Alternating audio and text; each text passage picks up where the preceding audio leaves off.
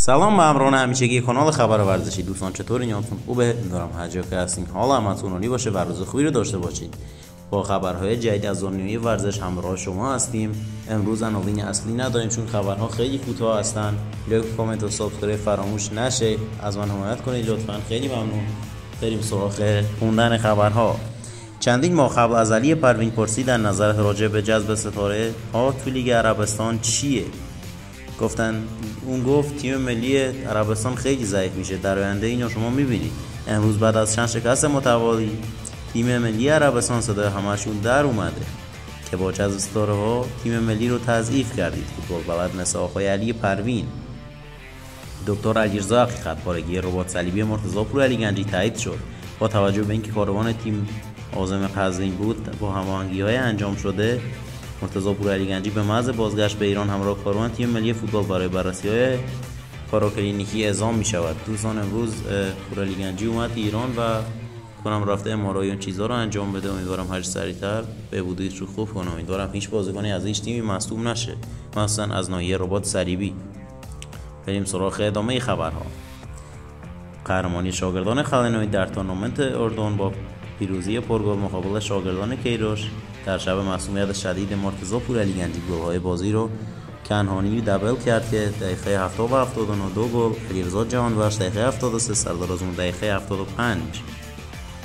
سازمان نظام وظیفه عمومی گفته ورزشکاران سرباز دیگر معاف نمی‌شوند. سازمان نظام وظیفه عمومی فراجا در اطلاعیه اعلام کرد طرح آزمایشی تعویق اعزام به خدمت مصموم ورزشکار حرفه‌ای در رشته‌های فوتبال، بسکتبال و والیبال که در سال 97 به صورت موقت و آزمایشی با تفاهم میان وزارت ورزش و جوانان و ستاد کل نیروهای مسلح ابلاغ شده بود، پس از 4 سال اجرای آزمایشی و ارزیابی نتایج حاصل از آن توسط وزارت ورزش و جوانان و ستاد کل نیروهای مسلح با اتمام زمانبندی اجرای آن به پایان رسید.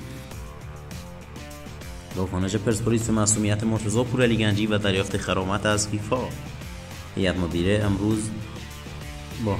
مدیره باشگاه پرسپولیس امروز با حضور همه اعضا و مدیر عامل در محل ساختمان مرکزی باشگاه پرسپولیس تشکیل جلسه داد. از مسائل مطرح شده در این نشست همفکری و بررسی راهکارهای ارائه شده برای تامین منابع مالی جهت پرداخت بخشی از آپشن‌های قراردادی فصل گذشته بود که با قهرمانی‌های سرخپوشان محقق شد. حاضران همچنین بررسی موضوع طرح حفاظت از بازیکنان فیفا. دوستان اینو بهتون بگم که هر بازیکنی مصدوم میشه باید تو بازی‌های فیفا دی باید فیفا غرامتش رو بپردازشون. تو بازی‌های فیفا دی یا همون دوستانه این بلا سرش اومده. و اینکه خبر طولانی دوستان نمیخوام زیاد اذیتتون کنم، بریم سراغ خبر بعدی. کلوب بلژیکی دوباره بیدار شده. آمار روملو لوکاکو تا اینجای فصل 12 بازی، 11 گل و 1 پاس گل. بنزما با ارتباط به گروه اخوان المسلمین متهم شده. یه سناتور فرانسوی درخواست کرده که در صورت تایید اتهام‌ها توپ طلا و تابعیت کریم بنزما رو از اون بگیرن. کولیان آلوارز بازیکن فعلی منچستر سیتی اهداف بارسلونا در تابستان بعدیه. لاپورتا توسط قاضی پرونده نگریرا به رشوه متهم شده و به دادگاه احضار شد. نیمه نهایی سوپرکاپ اسپانیا که 2024 دی برگزار میشه بین بارسلونا و اوساسونا و رئال مادرید و اتلتیکو برگزار میشه. هر سال پیش تو همچین روزی CR7 یا همون کریستیانو رونالدو، یکی از بهترین بازیکنان جهان، آقای گل تاریخ رئال مادرید شد. صحبت‌های جالب مرتضی پورعلی گنجی بعد از تایید رسمی پاره شدن رباط صلیبی. به نام خدایی که همیشه به اندازه بزرگی باور من نسبت به خودش تو زندگی شخصی و فوتبالی نقش مهمی در بزرگ کردن شخصیت، اسم و رسم من، عزت و اعتبار دادن به من داشت و داره و خواهد داشت. عمل، ویلچر، اعصاب، فیزیوتراپی، راه رفتن، تک‌پا، دو پا، دویدن و خیلی بازی برای تیم ملی و پرسپولیس 6 ماه طول میکشه. مسیر سخته اما سن من طوریه که هم میدونم چطوری با این قضیه کنار بیام و هم خیلی خوب میدونم چطوری با قدرت برگردم و دوباره همون شماره 8 بشم که مردم از من انتظار دارن. فکر خودم رو درگیر اتفاق نمی کنم چون قراره دوباره خیلی چیزها رو یاد بگیرم و قوی‌تر و با تجربه تر برگردم و برمیگردم. به زودی و با صلابت بیشتر بازی کردنم برای پرسپولیس و تیم ملی ادامه میدم. نگران نباشید عزیزان دل. تلاش و ذهن قوی از بقیه چیزها رو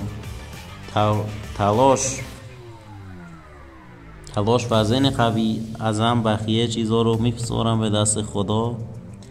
موفقیت تضمینی. تمام. علی عالی خبرنگار ورزشی که گفته حداقل حساسیت نسبت به اتفاقات تاریخ دین و تعهدات انسانی مهمه در این شرایط اوضاع جهان. همبستگی ملی برای دفاع از مردم خزه انسانی بود. دمتون گرم تا آخرین اخبار همراه من بودید. شرمنده امشب الان برام ویدیو رو ریکورد میکنم، یکم دیر شد، اخبار هم کم بود، میخواستم ویدیو نذارم، گفتم چون بهتون قول دادم باید هر روز ویدیو بذارم براتون. دمتون گرم تا آخرین ویدیو همراه من بودید. یک کامنت و ساب فراموش نشه. تا ویدیو دیگه شما رو به خدا بزرگ میسپارم. یا علی مدد. خدا نگهدار.